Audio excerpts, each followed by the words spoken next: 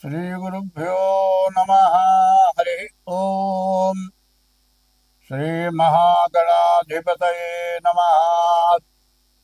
श्रीमहासरस्वत्यै नमः। श्रीगुरुभ्यो नमः। हरि ओम।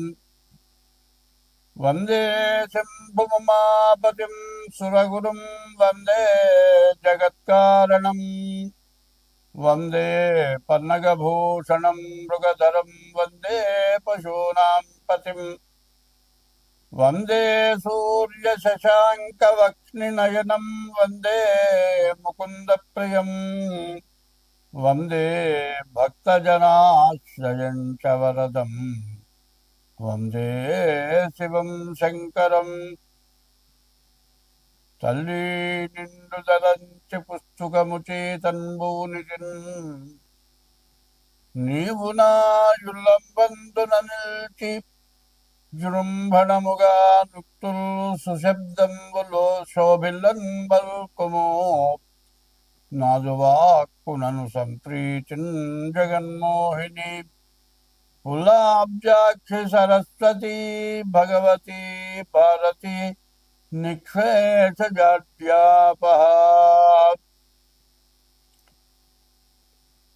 ఒక మంచి విషయం చెప్పుకుందాం. అధిక విద్యావంతులు అప్రయోజకులైనారు. ఎందుకు పనికిరాని వాళ్ళు బాగా గొప్పవాళ్ళైనారు. సత్యం పలికేటువంటి వాళ్ళ మాట ఎక్కడ పనికి రావట్లేదు. వదరు బూతులు తిట్టేవాళ్ళు, దుర్మార్గులు, తగాదాలు పెట్టుకునేవాళ్ళు, కొట్టేవాళ్ళు, మరి అందరినీ బెదిరించి ఆస్తులు లాక్కుండేవాళ్ళు, ప్రతి ఆస్తులు కబ్జాలు చేసేవాళ్ళు, మరి చాలా గొప్పవాళ్ళుగా పూజింపబడుతున్నారు. మరి సత్యవంతులు పనికి రాకుండా అయినారు. వదరు బూతులు దేశాన్ని పాలిస్తున్నారు. స్వార్థపరులు అంటారు వీళ్ళు. ఈ స్వార్థపరులకు ఎట్లా ఉంటుందంటే, వాళ్ళ కొన్ని వందల కోట్లు, వేల కోట్లు సంపాదించారు. ఈ వందల కోట్లు, వేల కోట్లు ఏం చేయాలి? ఈ వందల కోట్లలో, వేల కోట్లలో ఆలోచిస్తే ఒక్క షర్ట్ ఉందండి, తొడుకుడు చొక్కా, అది ₹1,00,000 చొక్కాట, 5 లక్షల రూపాయల ప్యాంటు, పెట్టుకునే వాచ్ వచ్చేప్పుడు ₹1,00,00,000. అసలు ఇది ఏమిటి? దేనికి ఎందుకు ఖర్చు పెడుతున్నాం? అదే సవ్యంగా సంపాదించిన డబ్బులైతే ఇట్లా పెట్టుకుంటాం. వాచ్ అని ఇప్పుడు గడియారం ఉందండి, మరి 200-300 పెడితే కరెక్ట్ అయిన వాచ్ వస్తుంది. అదైనా టైం చూపించేది, ఇదైనా టైం చూపించేది. మరి గొప్పగా ఉండటం కోసమని ఇట్లాంటివి చేయటం ఎక్కువ అవుతుంది. మరి ఇట్లాంటి వాటి వల్ల వచ్చే ప్రయోజనం ఏమిటి? ఒకళ్ళకంటే ఒకళ్ళు ఎక్కువ చేయాలి. ఒకప్పుడు మరి జయలలిత కొడుకు పెళ్ళికి బంగారపు శుభలేఖ అందరికీ పంచింది. బంగారపు శుభలేఖ, ఒక శుభలేఖ కొన్ని లక్షలు అయిందిట. మరి ఇది ఎందుకు చేస్తున్నారు అనేది ఆలోచన కావాలి. కొంతమంది ఉన్నారు తిరుపతిలో ఏం చెబుతున్నారు, హుండీలో డబ్బులు వేయద్దయ్యా అని చెబుతున్నారు. ఎందుకంటే హుండీలో డబ్బులు వేయద్దంటే, దేవుడికి ఏమన్నా ఉపయోగపడుతుందంటే ఏమి ఉపయోగపడాలి దేవుడికి? మరి లడ్డుకు కూడా కొంతమంది దాతలు ఉన్నారు, అన్నదానానికి దాతలు ఉన్నారు, పూలకి దాతలు ఉన్నారు, అన్నిటికీ దాతలు ఉన్నారు. ఇవి వచ్చే డబ్బులు ఏమైపోతున్నాయి? మరి అటువంటి దానికి కొన్ని కోట్లు ఇస్తున్నారు. ఒక్కొక్కళ్ళు 5 కోట్లు ఇస్తున్నారు. పేరు చెప్పొద్దు అంటున్నారు. ఇవి ఎందుకు ఇస్తున్నారో వాళ్ళకి ఆలోచన లేదు.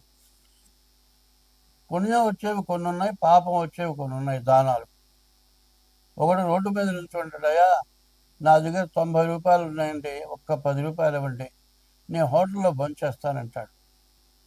ప్రతివాడిని అది అడుగుతాడు. కానీ నిజంగా పాపం 10 రూపాయలు తక్కువ ఎన్నోనో మనం ఇస్తాం. ఇట్లా ప్రతి వాళ్ళని 10 రూపాయలు అడుగుతాడు. పోగు చేసుకుంటాడు, ఇంటికి వెళ్తాడు. ఈ లోపల బ్రాందీ షాపు పోతాడు, ఫుల్గా తాగుతాడు, ఇంటికి వెళ్తాడు, పిల్లల్ని సాగుకొడతాడు, పూలు తీయకుండా పడిపోతాడు. దానం ఏమో అట్లాంటి వాళ్ళు చేస్తే దానం అట్లా అవుతుంది. మరి ఉండకూడని చోట దానం చేస్తే, దేవాలయాలకు దానం చేస్తే ఇట్లా పోతుంది. పోనీ తల్లిదండ్రులకు ఏమైనా అన్నం పెడుతున్నారా? పెట్టట్లేదు. తల్లిదండ్రులు ఇంట్లో ఉండటానికి భార్యాభర్తలు ఇష్టపడలేదు.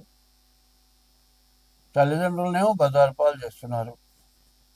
కొంతమంది ఏం చేస్తున్నారు, పెళ్లి చేసుకున్న తర్వాత భార్యతో పాటు కొన్నాళ్ళు కలిసి ఉన్న తర్వాత 2-3 పిల్లలు పుట్టిన తర్వాత ఆమె శక్తి ఉడిగిపోతుంది. ఎందుకంటే ఒక సంతానం కలిగేటప్పటికే మరి వయసులో ఉన్నటువంటి శక్తి తగ్గిపోతుంది. ఆమె వర్చస్సు తగ్గుతుంది, కళ తగ్గుతుంది. ఈమె బాగాలేదు, ఇంకో దానితో పోతాడు. ఈ పిల్లాన్ని వదిలిపెడతాడు, ఈ పిల్లలను వదిలిపెడతాడు. వాడు పోతాడు, ఇంకో దాంతో తిరుగుతాడు. చివరిలో దాన్ని పెళ్లి చేసుకుంటాడు. ఇక పిల్ల మొహం చోటు, పిల్లల మొహం చోటు, తల్లిదండ్రుల మొహం చూడడు. చివరికి ఈ పిల్ల తల్లిదండ్రులు ఏం చేస్తారు, చూస్తారు. వీడి పిల్లల్ని వీడి తల్లిదండ్రులకు ఒప్పచెప్పేసి ఈ పిల్లల్ని తీసుకెళ్ళి వేరే పెళ్లి చేస్తారు. ఈ ముసలాళ్ళు కొన్నాళ్ళ పాటు చూస్తారు, వీళ్ళు పోతారు. వీళ్ళ వయసుడికి వీళ్ళు పోతారు. ఈ పిల్లలు అనాథలు, అనాథ శరణాలయానికి వెళ్ళిపోతారు.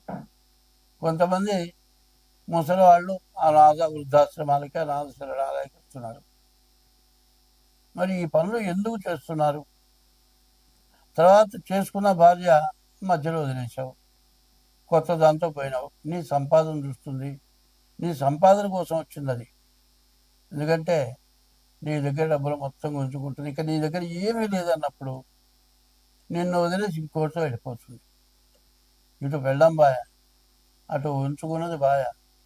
కన్న తల్లిదండ్రులు లేకుండా పోయాయి, మరి కన్న పిల్లలు సంబంధం లేకుండా పోయాయి. చివరికి వాడి జీవితం అవుతుంది, వృధా అయిపోతుంది. మానవుడి జీవితానికి ఏది కావాలని తెలియట్లేదు.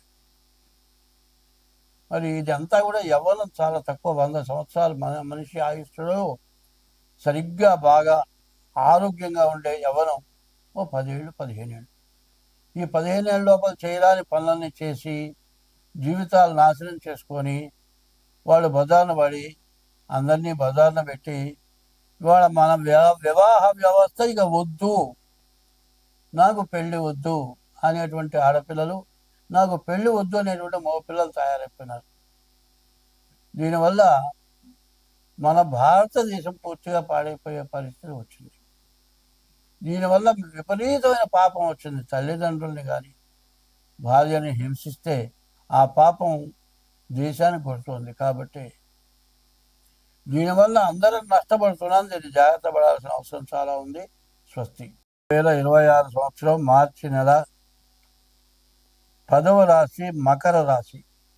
ఈ మకర రాశికి ఏలినాటి శని అయిపోయింది. ఈ ఏలినాటి శని అయిపోయింది కదా అనుకుంటే కుజుడు బాగాలేడు. కుజుడు వల్ల దోమకాటు వల్ల జ్వరాలు రావచ్చు, రక్త సంబంధమైన వ్యాధులు రావచ్చు, అనారోగ్య సమస్యలు బాగా ఎక్కువగా ఉండటానికి అవకాశం కనబడుతుంది. ఈ రాశి వాళ్ళకు వచ్చేప్పటికల్లా 4 గ్రహాలు పూర్తిగా బాగున్నాయి. మరి బుధుడు, రవి, శని, శుక్రుడు ఈ గ్రహాలు బాగున్నాయి. వ్యాపారాలు బాగుంటాయి. విద్య, ఉద్యోగం, విదేశీయానం ఇట్లాంటివి బాగున్నాయి. వివాహంలో బాగా కలిసి వస్తుంది.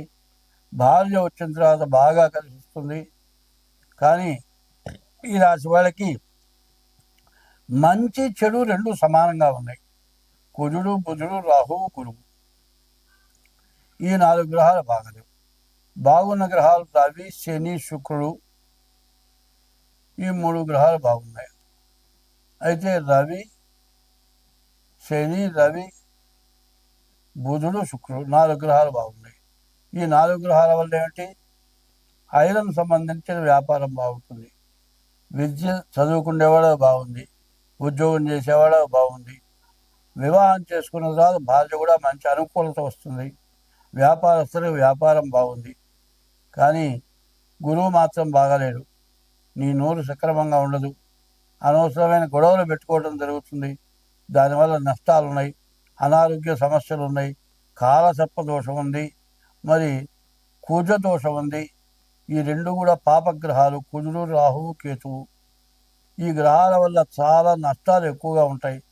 కాబట్టి పాపగ్రహాలు వదిలిపెట్టవు, హింసించి తీరుతాయి. కాబట్టి మీ డేట్ ఆఫ్ బర్త్ ద్వారా జాతకం చూపించుకోవడం చాలా మంచిది. అయితే ప్రస్తుతానికి చాలా బాగుంది. ఈ బాగున్న దాన్ని మీరు ఉపయోగించుకోవాలంటే బాగుండని గ్రహాలను చూసుకుంటే మీరు ఎంతైనా బాగుపడతారు. స్వస్తి.